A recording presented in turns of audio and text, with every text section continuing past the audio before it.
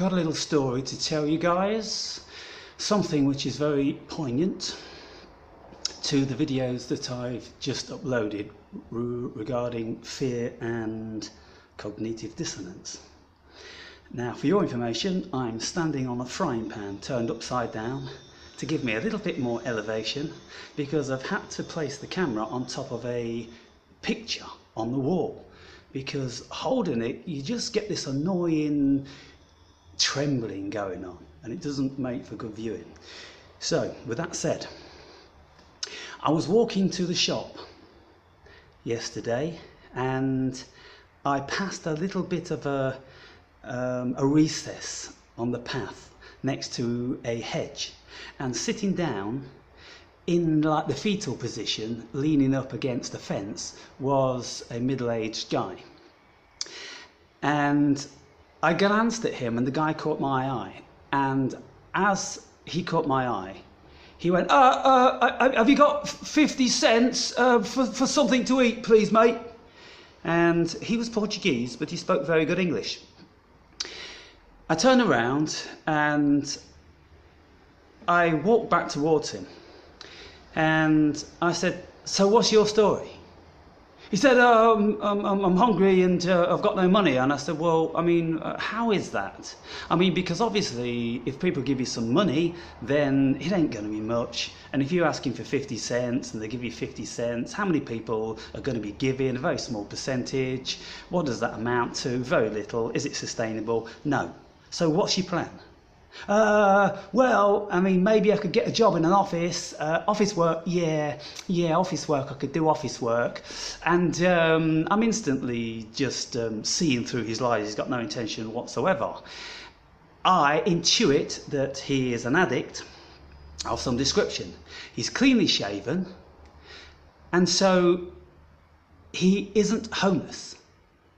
The impression I got that he wasn't homeless for having the facility to shave. I mean, okay, so you can do it in the sea, you know, not really practical, but it didn't appear that way.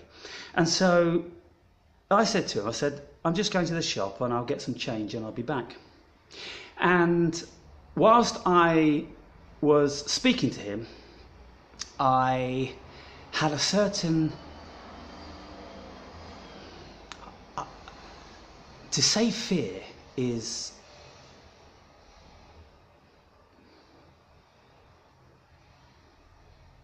that the reality? Was it a fear? Or was it a deep knowing? You see, this is the thing. And this I'll try to explain. Now, what brought that about was that he had an odour. And the odour was one which I don't recall in my conscious mind of ever experiencing before. It was a very pungent, powerful odour. It smelt very bad. I couldn't determine why it smelt so bad. It's not like death. You know why death smells bad? Because for obvious reasons. But this was a smell of decay, and it was indicative of the decay of the human body and the human mind. Decay of keeping oneself clean, bodily and clothing wise. There was a smell that was very, very nasty. And I think, having walked away from him, I was contemplating, wow, that smell is absolutely disgusting. And I felt somewhat fearful or perplexed. And intuitively, in my mind, something told me that you want to stay away from that person, because that person is a bad energy. And I said, yes, I know about bad energies, but you see, I'm not the sort of person that shies away from things that I don't understand. And so I will go back and I will give him some money, because I'm going to give him the benefit of the doubt, and also I'm going to engage with him a little bit.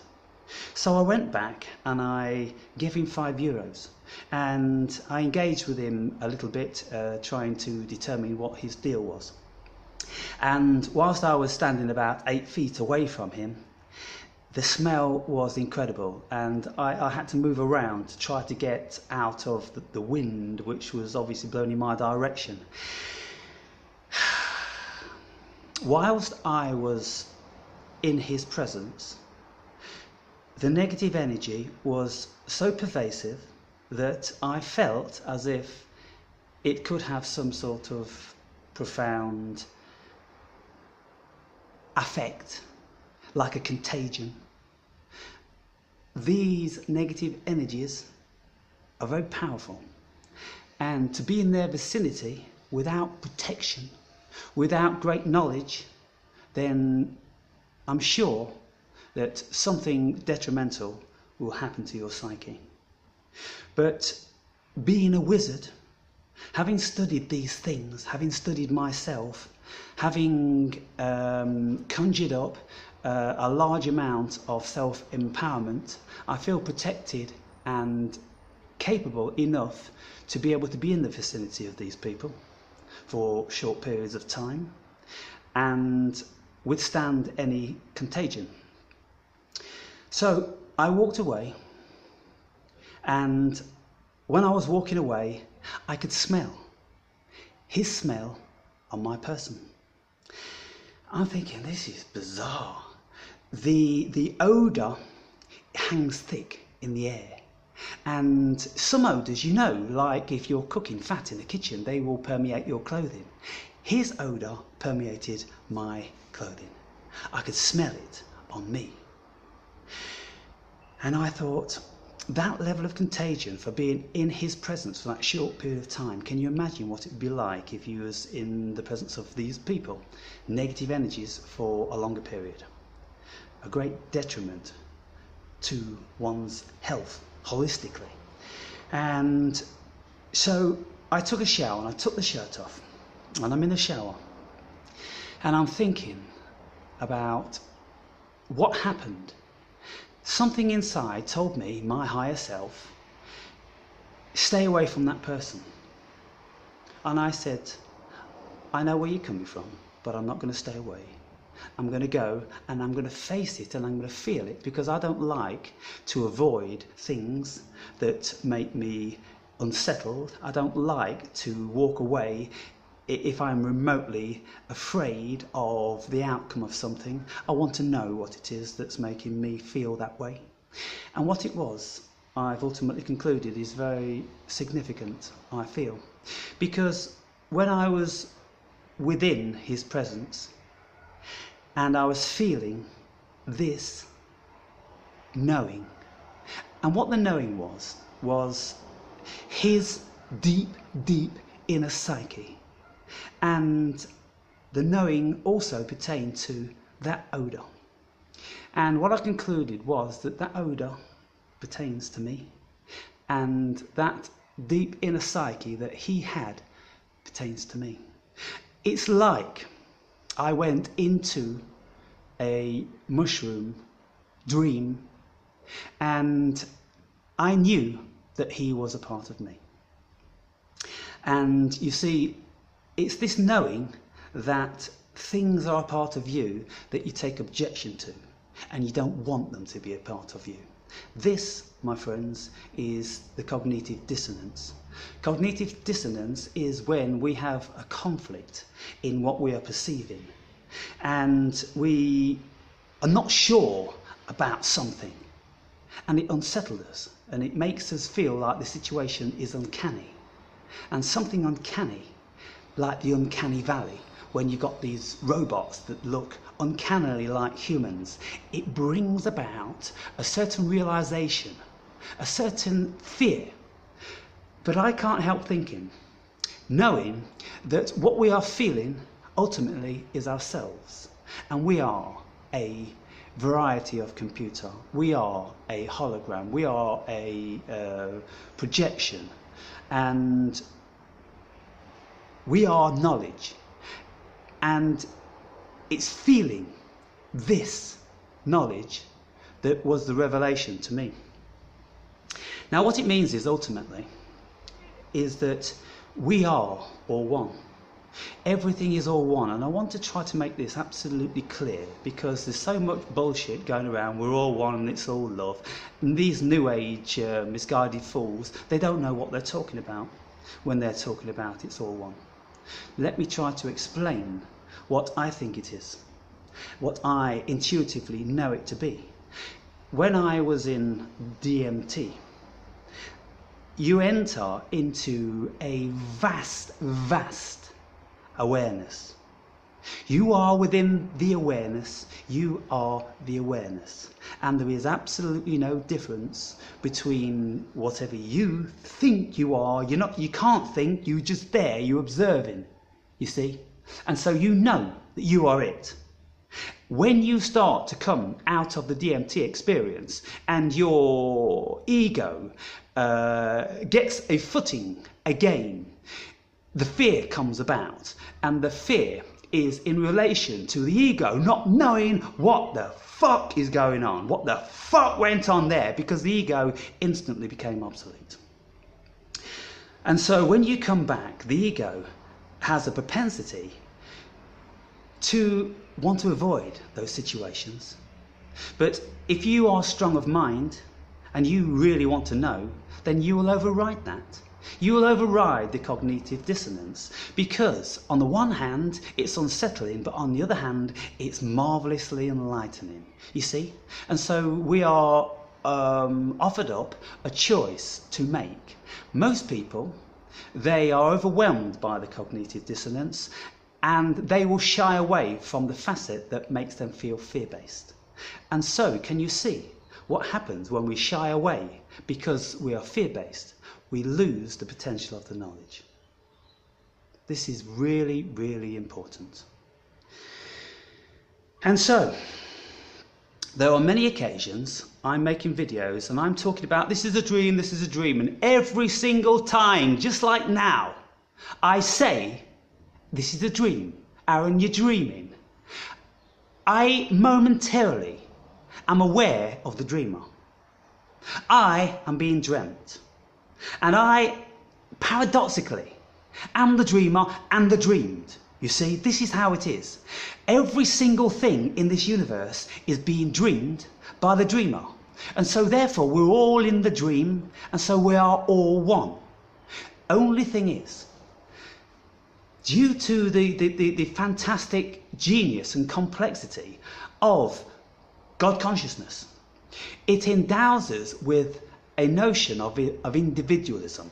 And so we think we're individual for the better part. But when you become savvy, when you have experiences with psychedelics and life, when you feel that connection, that all-encompassing, all that there is you. Solipsism. When there is nothing else in the universe via you. Consciousness, you see. It's not you, the body. Let's make this plain. It is not that your body is the only thing in this universe. That's preposterous. The only thing in the universe is pure consciousness. And when you tap into that pure consciousness, when you leave the ego behind, when the ego no longer becomes an entity in itself because you've surpassed it, you've overrode it, you've gone into another dimension within your psyche. You leave the ego behind and you enter into what is really you, the dreamer. And so, that smell, I don't know whether that deep within my unconscious I've encountered that smell before. Maybe. And maybe my unconscious, it couldn't recollect the visual aspect which pertained to that odour. It could only recall a semblance of something being familiar about the olfactory side of it. And so I have the olfaction and I'm like, I remember you. And I'm feeling it now. I absolutely know it's me. Somewhere it is me. maybe sometime in the future, maybe sometime in the past, maybe in another dimension. That smell was me, and I didn't like it. And so now I don't like it, and I don't want to go back there again. I know it's wrong, I know it's negative energy, and I, for the better part, am full with positive energy. And so we have to be in a position, people, where we do not allow the cognitive dissonance to override the potential of learning, because it is the acquisition of knowledge. The truth will set us free. We have to go there. We have to be strong when we are awakening, and we have to face ourselves, because every single thing is a facet of ourselves. All the evil in the world is a facet of ourselves. And I talk about this time and time again, but there's so many people that have such cognitive dissonance to the degree that they will never ever lend themselves to going there, because it's too terrifying for them. And they think they're too above that, and they're too awoken, and they're too spiritual, and they're too full of love. What they are is full of crap, because they just don't know what the reality really is. This is a dream. This is all that there is. We are sharing all that there is, and we are it. We think we're individual, and that is where we as human beings find it very, very difficult to become enlightened. And so when you look at the world, I look at the world and I bang on about this and I bang on about that, but then in another video I will tell you that I don't believe in any of it. I care little for any of it, because I know ultimately that it is all me, and I'm capable of anything. And I've said to you also on many occasions that I can feel the proclivity, the natural tendency to be anything. Extremely malevolent and extremely benevolent. I know I have the potential for all. And because I can feel it, I can empathise with it, I can understand it, and I know where these Illuminati folk are coming from. And I think, for the better part, that their actions are good. It's just that we as individuals, thinking that we are individuals, we don't know what the deal is. They know what the deal is. Because if you read the Agenda 21, if you read all of the information which pertains to that, all of the spiritual stuff, all of the deep, deep esoteric stuff, the Luciferian stuff, they believe in the light. And the light is knowledge. And the knowledge is what sets you free.